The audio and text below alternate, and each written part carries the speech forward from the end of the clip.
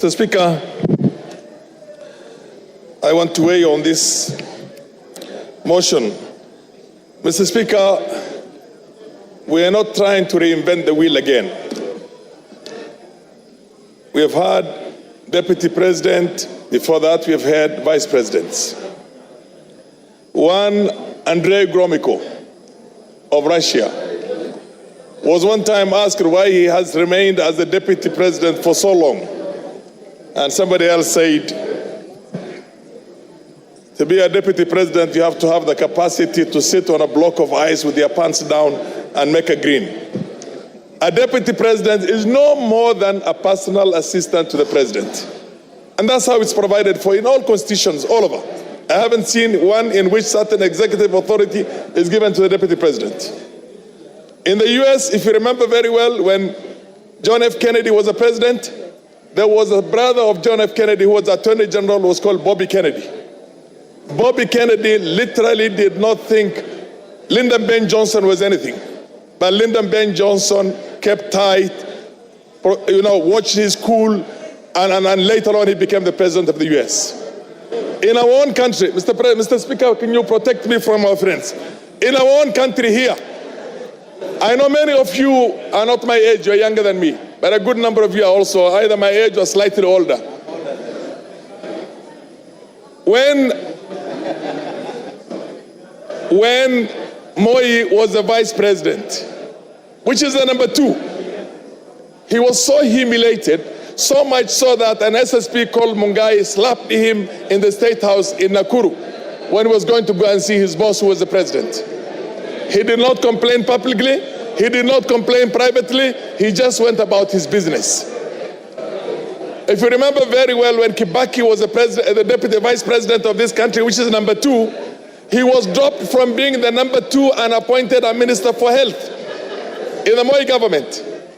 He went to the president, thanked him for giving him the opportunity to be his vice for 11 years. Mr. Speaker, can you protect the House? It's too much sound. Let's go on. He thanked him for giving him an opportunity to serve as his assistant or as the vice president for 11 years and took up his job as the minister for health with a gusto and did a fantastic job as one of the best health ministers we have had in this country. Mr. Speaker, many people have been deputy presidents or vice presidents or number 2 in the executive here. I am glad I have been vindicated because about a year ago, I had said that GACHAGUA is the worst number 2 in the history of this country. And I'm sure now I'm being vindicated. Order. Order, members. Order, member. Is that Masara? Yes. Maintain your silence. Carry on. I said exactly 1 year ago, GACHAGUA is the worst number 2 in the history of this country, whether a vice president or a deputy president. I'm glad I'm vindicated today. I remember when we had almost a collapse of the state and the nation in 2008, and we had the national accord on the floor of this House, and you were also a member of parliament. Raila Odinga was made the prime minister of this country. There was Raila Odinga, and there was also Kalonzo Musyoka, who was the vice president. Technically, in law, Raila was supposed to share 50-50 power with President Kibaki. But he was happy to say that he will support the president. And he supported the president until the term was over. I mean, that is what it's supposed to be. Here is somebody who literally, when this country is on the brink of certain serious problems, goes to Mombasa, and many of us believe that he was part of the so-called the riots that were there and the goons that attacked parliament. And then he creates a parallel press conference in Mombasa in which he castigates the policies of his own boss. His own boss, including castigating people whose authority is driven by the appointment by the president and passed by this parliament, passed by this House.